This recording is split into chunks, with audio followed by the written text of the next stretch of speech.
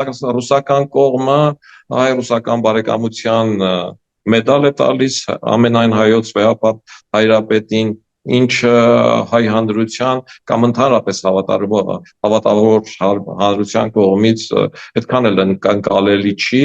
եւ հայ առաքելական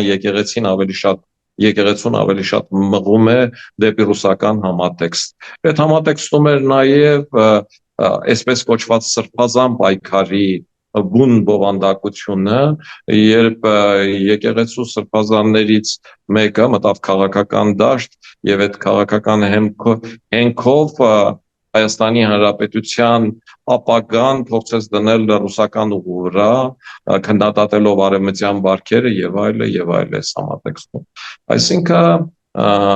որոշակի առումներով ռուսական դեպի Ռուսաստան ուղղվածությունը եւ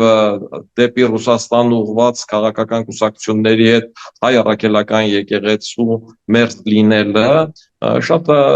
բաց ու ակնհայտ է եւ առանձնապես ապացույցների կարիք չունի, առավել եւս որ 2020 թվականի պատերազմից հետո նաեւ կաթողիկոսը միացավ գլխավոր շտաբի հայտարարությանը եւ կոչ արեց Հայաստանի Հանրապետության իշխանություններին հրաժարական տալ։